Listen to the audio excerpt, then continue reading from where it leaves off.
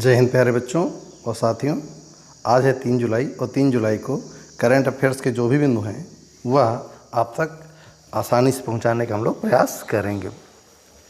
यहाँ पर जो भी तथ्य आज हैं बहुत महत्वपूर्ण है। खासकर आज हम आपके लिए स्पेशल लाए हैं मूल अधिकारों के बारे में पूरी जानकारी, कितने मौलिक अधिकार हैं और किस प्रकार कार्यरत है, तो कब कब संशोधन हुआ, क्या हुआ, पूरी कहानी आज हम आपको एक एक करके बारी बारी से बताएंगे। फिलहाल आज का जो सेशन होगा बहुत बड़ा नहीं होगा, क्योंकि ये सेशन बहुत द्रुतगामी बनाया गया है, जल्दबाजी में बनाया गया है, इसलिए फैक्ट्स बहुत अच्छे अच्छे होंगे लेकिन समय थोड़ा सा कम मिलेगा। तो चलिए बिना देर किए आज का सेशन हम लोग बिगिन करते हैं।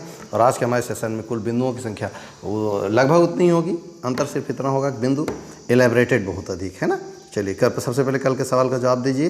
भारत में सर्वाधिक मुस्लिम आबादी किस राज्य में है, तो जवाब होगा उत्तर प्रदेश में। अब यहाँ कंट्राडिक्शन होगा कि सर ये कैसे संभव है। अरे भाई दो चीज़ें यहाँ ध्यान से समझ लीजिएगा। नंबर 1 कि आबादी संख्या में पूछा गया है, आबादी किस में, संख्या में, तो संख्या में सर्वाधिक उत्तर प्रदेश में, ध्यान से सुनिएगा। परंतु यदि आपसे पूछे आबादी प्रतिशत में कहाँ है, तो नोट करिएगा आबादी प्रतिशत में कहाँ है, केरल में है। तो दोनों सवाल अलग अलग हैं, दोनों ही सवालों का रूप अलग अलग, इसलिए कभी भी गलती से ये ना कहें कि सर्वाधिक आबादी कहाँ पर, तो नोट करेंगे सर्वाधिक आबादी प्रतिशत में केरल में है, जबकि संख्या में सर्वाधिक आबादी उत्तर प्रदेश में। अब दोनों का अलग अलग क्या है, देखिए एक लाइन में, एक जगह ये है इसमें 10 आम रखे हैं, एक जगह ये है जिसमें 10 आम रखे हैं।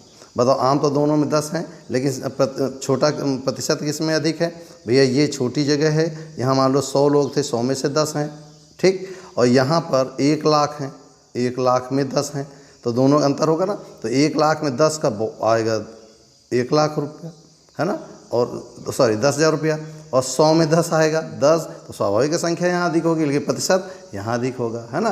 तो ये है, ध्यान रखेंगे इस चीज़ को। चलिए, फिच ने भारत की वर्ष 2022 के लिए वृद्धि दर कितने प्रतिशत आकलित की। फिच भी फुर्सत बैठा है, यहाँ 20 की आफत मची, 22 की बात करा, फिर भी 2022 के लिए वृद्धि दर कितने प्रतिशत आकलित की है, तो उसने 9.5 से घटाकर 8% कर दिया है।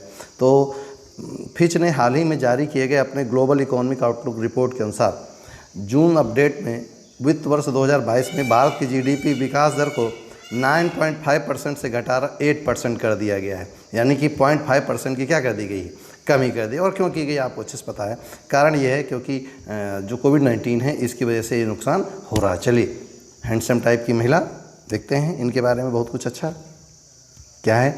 अभी हाल ही में निगार जौहर चर्चा में रही, वह कौन है, फिर से नोट करेंगे। अभी हाल ही में निगार जौहर चर्चा में रही, यह कौन है, तो ध्यान रखेंगे पाकिस्तान की पहली महिला लेफ्टिनेंट। ये कौन है, पाकिस्तान की पहली महिला लेफ्टिनेंट। पाकिस्तान में महिला, ओह वेरी गुड। चलिए, वहाँ उनके मूल अधिकार ही नहीं होते कुछ, उन्हें सिर्फ एक रिप्रोडक्टिव या प्रोडक्शन मशीन माना जाता है। फिर भी ये महिला अगर आगे आई तो स्वाभाविक है कि बहुत ही आयरन लेडी होंगी। पाकिस्तानी सेना ने मेजर जनरल निगार जौहर को पहली महिला लेफ्टिनेंट जनरल नियुक्त करने का ऐलान किया है, जिसके साथ वे लेफ्टिनेंट जनरल के रूप में पदोन्नत होने वाली पहली महिला अधिकारी बन गई हैं। अधिकारी को पाक सेना की पहली महिला सर्जन जनरल के रूप में नियुक्त किया गया। कुल मिला के डॉक्टर है, एक लाइन में कहा जाता है। पाकिस्तान के प्रधानमंत्री कौन है, इमरान खान। राष्ट्रपति हैं आरिफ अलवी, और पाकिस्तान की राजधानी है इस्लामाबाद, जो दुर्भाग्य से राजधानी है। हमेशा आतंकवाद वहाँ रहता है, इस्लामाबाद कम। चलिए अगला बिंदु, हाँ यस, ये भारत है, यहाँ कुछ भी हो सकता है। दोनों IAS ऑफिसर मटका ले जाने से कोई ग्रामीण नहीं हो जाता। चलिए, किसान धन ऐप किस बैंक द्वारा शुरू किया गया, नोट करेंगे। किसान धन ऐप किस बैंक द्वारा शुरू किया, तो HDFC बैंक द्वारा शुरू किया गया है किसान धन ऐप। क्या है हम दिखाते हैं।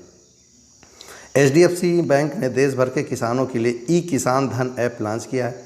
किसान अपने मोबाइल फ़ोन के जरिए बैंकिंग और कृषि दोनों सेवाओं का उपयोग करने में सक्षम हो पाएंगे, यानी कुल मिला के बैंक और एग्रीकल्चर को एक भी जोड़ने के शुरू किया गया है किसान। तो सर ये कौन सा, अरे भैया KCC से आपको पैसा निकालना है, जमा करना है, या आपको बीज के लिए पैसा चाहिए, खाद के लिए पैसा चाहिए, किसी भी चीज़ के लिए चाहिए, तो उसके लिए ये HDFC ने प्रारंभ किया है क्या, किसान धन ऐप। HDFC बैंक का मुख्यालय कहाँ है, मुंबई में, और इस समय निदेशक हैं आदित्य पुरी। कौन है, आदित्य पुरी, है ना। अगला चलते हैं। भारतीय प्रौद्योगिकी संस्थान कहाँ पर है, Gandhinagar. Artificial intelligence that is AI के आधार पर कोविड-19 की पड़ताल करने की शुरुआत किस राज्य ने की है, फिर से नोट करेंगे आर्टिफिशियल, भाई आर्टिफिशियल इंटेलिजेंस अगर बहुत बढ़िया से काम करने लगे तो मानव की जो स्पर्श करने की वो है कि एक दूसरे को छू लेते हैं और टच इम्पैक्ट जो होते हैं वो कम हो जाएंगे। तो एआई को अच्छा है, एआई होना चाहिए, हमारा पूर्ण विश्वास है। हम सबको तकनीकी होना चाहिए, यानी विज्ञान आधारित होना चाहिए, हमारा दृष्टिकोण भी विज्ञान आधारित है।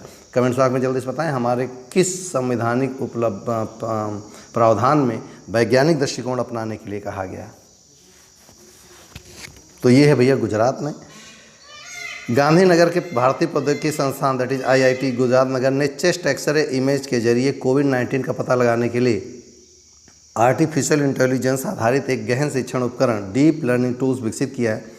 ये एक ऑनलाइन उपकरण है जो किसी व्यक्ति के कोरोना संक्रमित होने की आशंकाओं का पता लगा सकता है और जिसका इस्तेमाल मेडिकल टेस्ट से पहले त्वरित प्राथमिक उपचार के लिए भी किया जा सकता है। यानी अगर इस आर्टिफिशियल इंटेलिजेंस ने आपको डिटेक्ट कर लिया किसी तरह से तो आप बता देगा कि भाई आप कोरोना के पेशेंट हैं या हो सकते हैं। बात है गुजरात की, राजधानी है गांधीनगर, राज्यपाल हैं आचार्य देवव्रत, मुख्यमंत्री पता ही है रुपया पैसा मिस विजय रूपाणी।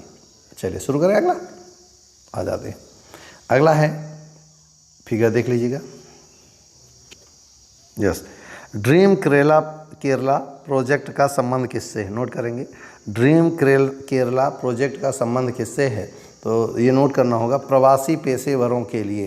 क्या है प्रवासी पेशेवरों, एक लाइन में हम समझा दें नीचे कुछ पढ़ने से पहले कि केरल में जो भी लोग वापस आए हैं देश विदेश से कहीं से भी, स्वाभाविक है वहाँ लिटरेसी अच्छी है तो वो बहुत ही प्रोफेशनल्स होंगे, बहुत ही टैलेंटेड लोग होंगे, तो उनको रोज़गार उपलब्ध कराने के लिए ये पहल शुरू की गई है। That is dream Kerala project, जो प्रवासी पेशेवरों के लिए शुरू किया गया है। यही है इससे पूरी कहानी। केरल के मुख्यमंत्री हैं पिनरई विजयन, केरल के राज्यपाल हैं आरिफ मोहम्मद खान, जिनका हमेशा विवाद बना रहा, और केरल की राजधानी है तिरुवनंतपुरम। चलिए इनको देख लीजिएगा। यस, चर्चा में जिनेवा में भारत के स्थायी सदस्य के रूप में किसी नियुक्त किया गया है, तो नोट करेंगे इंद्रमणि पांडे को नियुक्त किया गया है जिनेवा में संयुक्त राष्ट्र में स्थायी प्रतिनिधि के रूप में। ये कौन है, वरिष्ठ राजनयिक इंद्रमणि पांडे को जिनेवा स्थित संयुक्त राष्ट्र और अन्य अंतर्राष्ट्रीय संगठनों में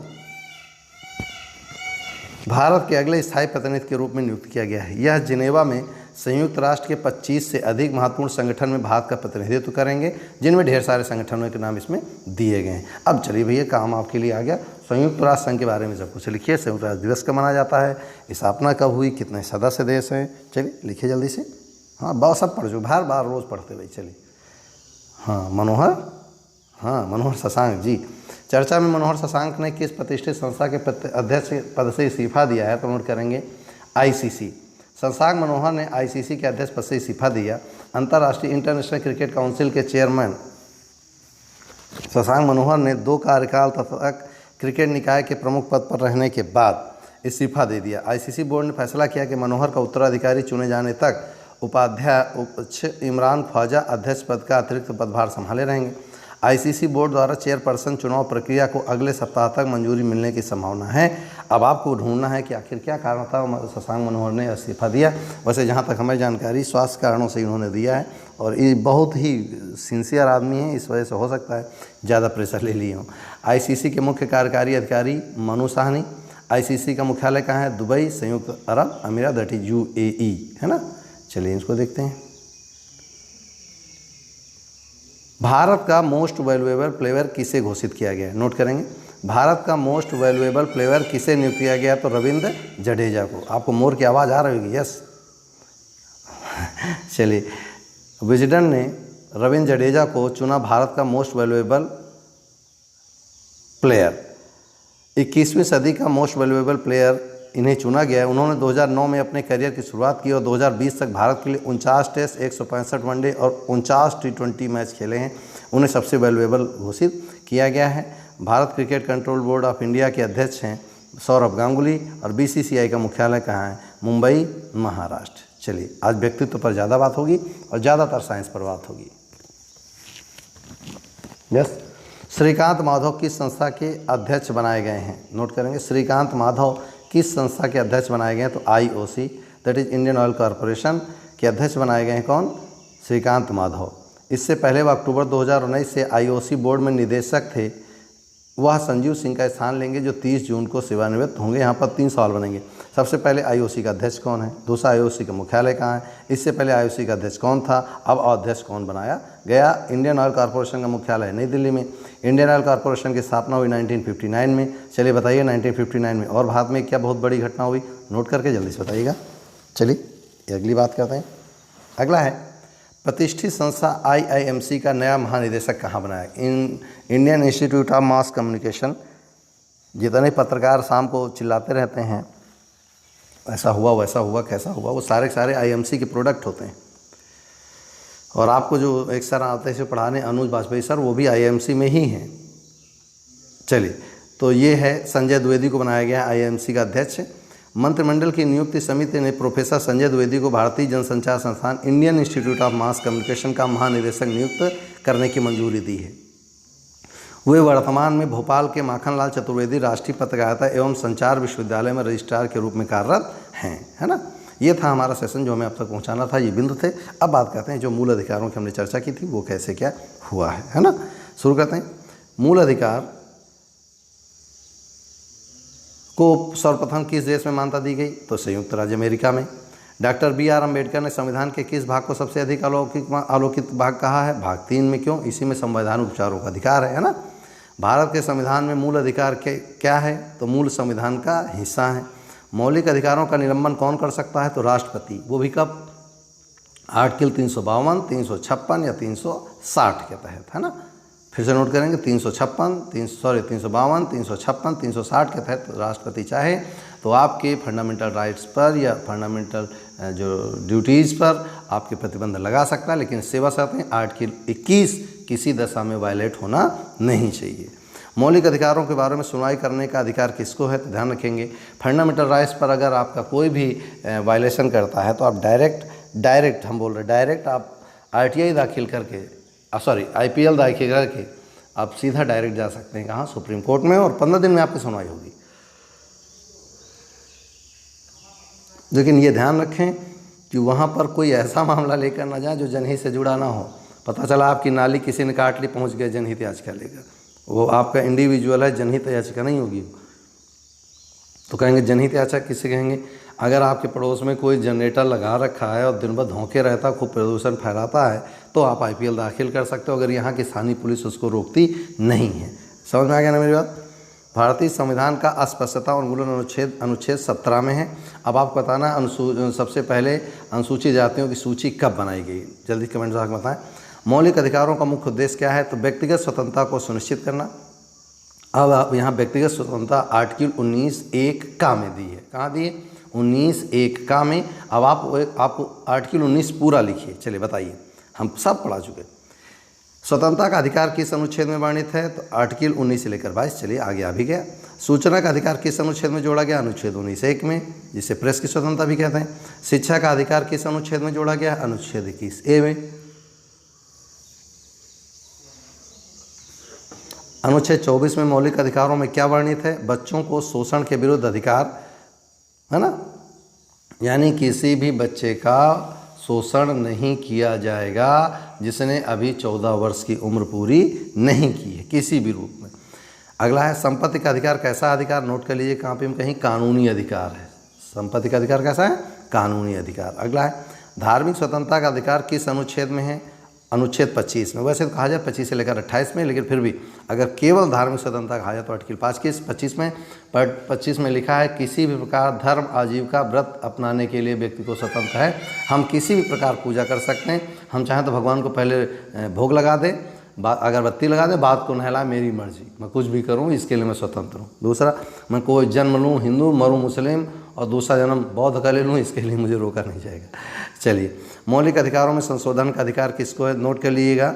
मौलिक अधिकारों में संशोधन का अधिकार संसद को है, जबकि मौलिक अधिकारों में सुनवाई करने का अधिकार सर्वोच्च न्यायालय को है। किस वाद में संसद को मौलिक अधिकारों में संशोधन का अधिकार दिया गया, तो केशवानंद भारती बनाम भारत सरकार में कहा गया था कि संसद चाहे तो मौलिक अधिकारों में संशोधन कर सकती, लेकिन मूल ढांचे में किसी प्रकार का परिवर्तन नहीं हो सकता। फिर रिपीट करें, मूल अधिकार में किसी प्रकार का जो मूल ढांचा है उसमें किसी प्रकार का छेड़छाड़ नहीं होगा, है ना। गोलकनाथ बनाम भारत सरकार में कहा गया था कौन सा मूल अधिकार विदेशी नागरिकों को प्राप्त नहीं है? तो अभिव्यक्ति का अधिकार है। अगला है 6 वर्ष से 14 वर्ष की आयु तक शिक्षा का अधिकार कैसा अधिकार है? तो मूल अधिकार है। का आर्टिकल किस में है? आर्टिकल 24 में। B.R. अम्बेडकर ने किसे संविधान का हृदय आत्मा का संवैधानिक उपचारों का आर्टिकल 32 हम पढ़ा चुके हैं। उसमें 5 प्रकार के मौलिक अधिकारों का वर्णन दिया गया, जिससे उन्होंने आत्मा का था। मौलिक अधिकारों को लागू करने के लिए रिट कहाँ दायर होती? केवल उच्चतम न्यायालय में। हाँ, उच्च न्यायालय में भी दायर हो सकती है, फिर से रिपीट करें, लेकिन उसके दीवानी तक के केसों में रिट हो सकती है उच्च न्यायालय में। किस याचिका का शाब्दिक अर्थ होता है? हम आदेश देते हैं, डेट इज परमादेश, है ना। सूचना का अधिकार किस राज्य में लागू नहीं होता? जम्मू कश्मीर। अब ये गलत हो गया है, इसको सुधारना चाहिए। पहले का है, अब जम्मू कश्मीर में भी लागू है। कब से लागू? जल्दी से बताइएगा। अक्टूबर 2019 से जम्मू कश्मीर में भी लागू है। किसी कैदी को न्यायालय के समक्ष प्रस्तुत करवाने के लिए किस रिट की आवश्यकता होती है? बंदी प्रत्यक्षीकरण की। व्यक्तिगत स्वतंत्रता के लिए कौन सी रिट दायर की जाती है? Habeas corpus. अगला, मूल अधिकारों पर प्रतिबंध लगाने का अधिकार किसके पास है? ध्यान रखिएगा, राष्ट्रपति के पास नहीं है, संसद के पास। वो चाहे तो उनमें घटाना बढ़ाना कर सकती, बशर्ते कि मूल ढांचे में परिवर्तन नहीं होना चाहिए। प्रेस की स्वतंत्रता किस अधिकार में निहित है? तो भाषण की स्वतंत्रता या बोलने की स्वतंत्रता, आर्टिकल 19(1) में। संविधान के अनुच्छेद 23 में किसका वर्णन है? शोषण के विरुद्ध अधिकार, यानी बलात् श्रम किसी प्रकार से किया नहीं जाएगा। संपत्ति के मौलिक अधिकार को किस संविधान संशोधन समाप्त किया गया? आर्टिकल 44 में 19(1)(4) नोट करेंगे। 19(1)(4) को अब संवैधानिक अधिकार इसे उठाकर 301 का में लिख दिया गया है। समझ में आ गई मेरी बात? चलिए, आज संपूर्ण जानकारी किसकी? चिली की लेकर आए हैं। ये है चिली, जरा मैप में देख लीजिएगा। हाँ, चिली माने मिर्च, बिल्कुल देखिए मिर्च जैसा है भी, ये देखिए, बस ऐसे लगा दीजिए, बन गया मिर्च। यस, ये हो गई मिर्च, दैट इज चिली। चिली की राजधानी देखिए आपके सामने लिखी। चिली की राजधानी क्या है? सेंटियागो। ठीक, चलिए देखते हैं। चिली की राजधानी सेंटियागो। चिली की मुद्रा है चिलियन पैसो, आप चाहें तो पैसो नोट कर सकते हैं। और वहाँ के प्रेसिडेंट हैं सेबेस्टियन पिनेरा, नोट करेंगे, सेबेस्टियन पिनेरा। और ये रही उनकी फिगर, ये है सेबेस्टियन पिनेरा। और ये रहा वहाँ का मैप, कहाँ का? चिली का। समझ में आ गया? अब बात करते हैं कल के लिए, आपके लिए, आज के लिए अभ्यास का प्रश्न, जिसका जवाब आप हमें कल दीजिएगा। हाल ही में किस राज्य में मनरेगा के तहत सर्वाधिक काम कराया गया? ध्यान से सुन लीजिएगा।